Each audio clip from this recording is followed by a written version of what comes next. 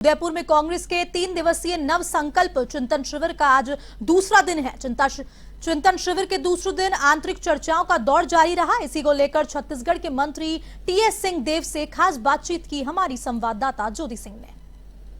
हमारे साथ यहाँ पर बात करने के लिए मौजूद हैं छत्तीसगढ़ के मंत्री टीएस सिंहदेव जी।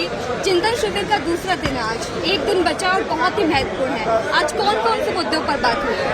अलग अलग 6 जो कमेटियां हैं वो अपने संदर्भित मुद्दों पे विचार विमर्श कर रही हैं और जो विचार सामने आएगा वो CWC के समक्ष रखा जाएगा और अंततः वो निर्णय लेंगे कि पॉलिसी में किन किन बातों को रखना है। क्या ये माने कि चिंतन शिविर के बाद बहुत बड़े बदलाव देखने को मिलेंगे? बदलाव दिखेंगे। सोनिया जी ने भी अपने अभिभाषण में स्पष्ट संकेत दिए हैं और समय के साथ बदलाव होता भी है और बदलाव होगा। आज किसानों को लेकर भी काफी जो मुद्दा है वो सामने निकल के आया। कल की बात करें तो युवाओं को 50% की बात कही गई है। क्या महिलाओं को लेकर और भी सेक्टर्स में बात की गई? महिलाओं की लेके पहले भी आरक्षण है और वो बरकरार रहेगा। संगठन में टिकट की जब बात आती है तो वो जब तक एक कानून के रूप में ना हो तो दिक्कत जाती है, व्यवहारिक दिक्कत जाती है।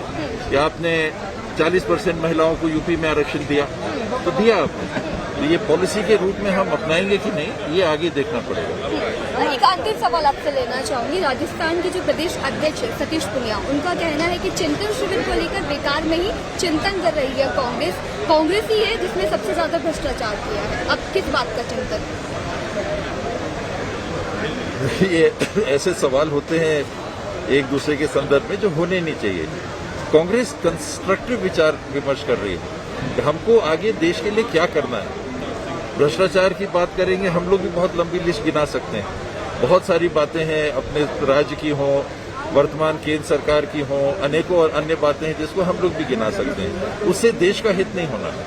वो कानून को उस बाबत कार्रवाई करनी चाहिए, जो सबूत आए उस बाबत कार्रवाई करनी चाहिए। हमारा मकसद है, अभी रोहित ने मेरे ख्याल से एक सवाल पूछा था कि आप तो गवर्नमेंट में नहीं हैं, आप ये सब विचार करके क्या हासिल करोगे?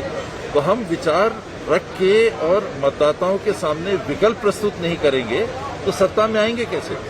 छत्तीसगढ़ में हम 15 साल सत्ता से बाहर थे। आखिर सत्ता में आने का अवसर मिला जब मतदाताओं ने हमारे विकल्प को चुना।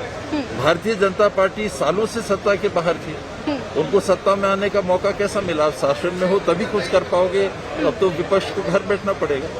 विपक्ष की अपनी भूमिका रहती है, वो मतदाता के सामने जाके अपने विचारों को, अपने प्रायोरिटीज को, अपने लक्ष्यों को रखते हैं और उनको जब मतदाता स्वीकार करते हैं तो सरकार बदलती है। देश में भी सरकार बदलने का समय आ गया। धन्यवाद हमसे बातचीत करने के लिए। तो छत्तीसगढ़ के स्वास्थ्य मंत्री टीएस सिंहदेव हमसे यहाँ पर बात कर रहे थे। कैमरा पर्सन रेहान के साथ ज्योति सिंह, उदयपुर, A1 TV।